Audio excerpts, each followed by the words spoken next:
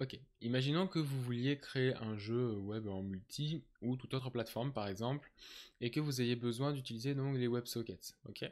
Maintenant, imaginons que vous ayez un problème qui est que à chaque fois que vous voulez refresh une page ou que vous voulez envoyer un ordre, enfin une requête entre guillemets pour faire changer de page à tous les joueurs, donc envoyer un socket tout simplement, et eh bien ça refresh la vue de certains joueurs et que par exemple la connexion se perd puis se recharge, du coup se recrée, mais c'est une nouvelle connexion, donc du coup le WebSocket ID n'est pas pareil, ce qui fait que même si vous avez un système de room dans le back, et eh bien vous pouvez perdre le contrôle de vos joueurs ou de vos parties.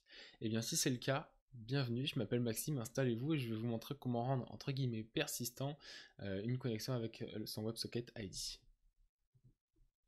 Donc, c'est-à-dire, je m'explique. Imaginons que, par exemple, ici, j'ai donc mon projet avec donc tout simplement une connexion utilisateur et qu'à chaque fois que je refresh ma page, j'ai besoin que le WebSocket, que le socket ID en fait de la connexion entre mon client et mon serveur actuel soit mis à jour par rapport à mon utilisateur. C'est-à-dire que si jamais je refresh, ça va forcément recharger ma vue. Donc une nouvelle connexion WebSocket va se créer entre mon client et mon serveur, ce qui fait que du coup je vais automatiquement avoir un nouvel ID unique qui va être généré. Donc du coup je vais perdre l'ancien ID que j'avais, ce qui fait que si je vais envoyer des ordres alors que j'avais stocké l'ancien ID dans le back, et bien du coup si j'envoie un ordre à cet ancien ID, enfin cet ID ça va pas marcher puisque la connexion a été régénérée. Donc comment faire? Ça pourrait paraître simple, mais mine de rien moi j'ai quand même mis pas mal d'heures hier à trouver la solution complète que je vais vous donner, c'est-à-dire avec tous les petits tips, même au niveau du front, voilà. Il faut savoir que moi je suis donc sur un environnement Vue.js au front et au back c'est juste un serveur classique avec Node.js Express et voilà tout simplement. Et en base de données j'utilise du MongoDB, vous utilisez ce que vous voulez, ok? Donc ce qui fait que là par exemple quand je vais refresh ma page, je vais avoir ma connexion WebSocket qui va se créer, d'accord? Donc j'ai bien un socket ID qui est généré ici, puisque du coup il est généré donc en gros par le back qui me le renvoie dès que je me connecte parce que je l'ai fait en sorte que, mais ça fait rien. Et si jamais par contre je viens me connecter avec tout simplement mon petit Kevin, hop, à Azerty parce qu'on s'embête pas, boum, voilà.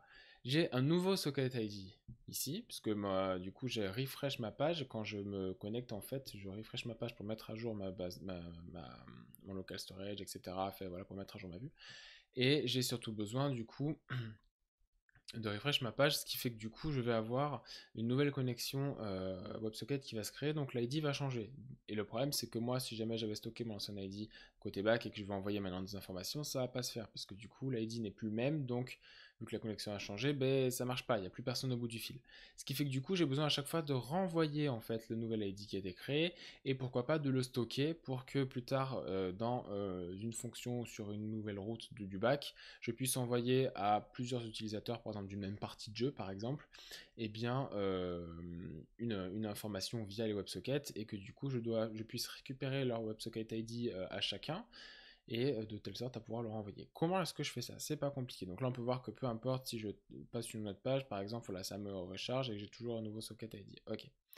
Comment je fais ça? Ici ça se passe comme ça. Au côté front, je vais avoir un service. Alors attendez, on va un petit peu, hop, on va un petit peu égayer tout ça. Voilà. Côté front, donc bon, j'ai ma vue, j'ai tout ça, vous faites comme vous voulez. Ok, moi ce que je vais faire, c'est qu'en fait, à chaque fois, au niveau du côté front, je vais créer donc un service, pas dans le store, vraiment un service pur, d'accord? J'ai pas de store, ça sert à rien dans mon cas, c'est pas pertinent. Et je vais faire ceci. Donc, je vais initialiser ma connexion. Ok, d'ailleurs, je pense même que je peux faire ça. Je suis en train de penser. Tac, comme ceci. Et je peux carrément venir ici. Je vais initialiser ma connexion, d'accord? Ce qui fait que moi, ici, là, dans mon serveur, je vais ici, tac, la capter, ok?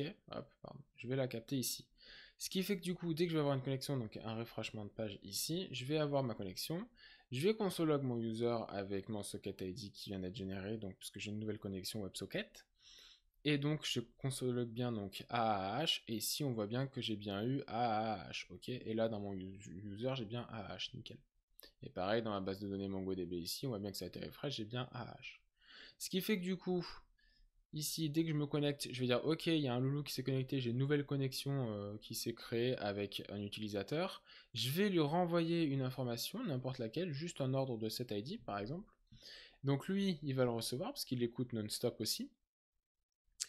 Dès qu'il va le recevoir, il va juste le console log pour moi en tant que quand je débug, je vais être sûr que c'est bien le bon socket ID. Après en prod, ça s'enlève évidemment. Les console log, on évite, hein. Au moins on les commente à minima. Et je vais avoir tout simplement une petite étape de vérification. Je vais aller checker si dans mon local storage j'ai un utilisateur. Donc si jamais j'ai un utilisateur qui est connecté. Si c'est pas le cas, je fais rien. Si c'est le cas, en local, je modifie son socket ID, WebSocket ID avec le nouveau qui est en cours là, sur la connexion en cours entre les deux, tout simplement. Et je viens également, donc le sauvegarder, je sais même pas pourquoi j'aurais dû inverser ces deux lignes, et donc je viens également renvoyer donc cette fois-ci un nouvel ordre entre guillemets, un nouveau message à mon back.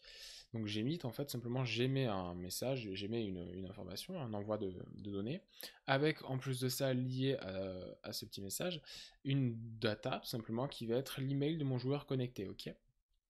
Lui, il est toujours en train d'écouter, paf, il reçoit Update ID, il voit qu'il y a quelque chose qui a été émis qui s'appelle Update ID, donc lui, voilà, il va le recevoir, et quand il le reçoit, en fait, il va aller chercher l'utilisateur en base de données avec l'email en question qui a été donné, j'ai pas fait la vérification, c'est juste pour le tuto, hein, on s'en fiche, à vous de la faire, et donc du coup, il va aller update tout simplement le WebSocket ID, ce qui fait qu'à chaque fois que ici je refresh, j'ai un triple échange, donc 1, 2, 3, d'accord. Bon, dans tous les cas, c'est des échanges à double sens, mais voilà, il émite, donc lui, il capte, donc hop, lui, une fois qu'il capte, il émite, boum, lui, il reçoit, il voit que c'est bon, donc il réémite et lui reçoit. Bon, voilà, 1, 2, 3. Ce qui fait que du coup, à chaque fois que je refresh, et bien simplement j'émets donc une nouvelle connexion, donc le socket ID change, et donc du coup je viens le mettre dynamiquement en base de données, je viens le rattacher au user, ce qui fait que peu importe le navigateur, peu importe l'onglet, peu importe l'utilisateur, peu importe quand est-ce qu'il recharge, peu importe s'il y en a 1, 10, 50 qui chargent en même temps, sauf si ça se joue vraiment à la milliseconde, mais c'est peu probable, et bien dans ce cas-là, ça se met automatiquement à jour, ce qui fait que plus tard, par exemple 2 minutes après, si moi dans un jeu, par exemple, je viens émettre un ordre, j'appelle ça un ordre entre guillemets, tu vois, parce que lui, il lui dit, hey, vas-y, je t'émets un ordre, donc toi quand tu reçois, voilà. Si jamais j'émets un certain ordre, voilà, un envoi de paquets, de données, et bien à tous les utilisateurs de ma room, par exemple, si jamais je les conserve dans une room ici, ce qui n'est pas le cas, mais voilà, moi je les conserve dans une partie dans la base de données, et bien tout simplement, euh, je vais venir aller chercher pour chaque utilisateur son nouvel socket ID unique de ma room, chaque utilisateur de ma room tout simplement, et je viens envoyer justement ce paquet à travers le socket dont l'ID correspond tout simplement, ce qui fait que chaque utilisateur va recevoir ce qu'il faut correctement en temps et en heure. Voilà, c'est à peu près tout. Si vous voulez avoir la vidéo complète de comment je monte tout le projet, vous l'avez en bas, hein, dans la description. On va dire 40 minutes, je préfère vous prévenir. Sinon, elle est en non répertorié. Sinon, il y a le code tout simplement là sur GitHub, dans la description. Vous prenez la brique qui vous intéresse. Donc je suppose que ce sera surtout ceci. Hein, voilà. Bon, à la limite, ceci si vous ne savez pas le faire. Plutôt que d'avoir un app.listen, on fait un var server égale require http server app. Donc on crée une instance de app du serveur du coup et on va le stocker là parce qu'on en a besoin après pour initialiser notre IO, donc notre entre guillemets serveur de socket, de WebSocket, et du coup voilà, et on le fait tout simplement. Alors après, vous pouvez aussi également faire un truc qui est de créer un autre serveur spécifique juste pour les sockets, parce que là par exemple moi j'ai aussi mes routes pour les users.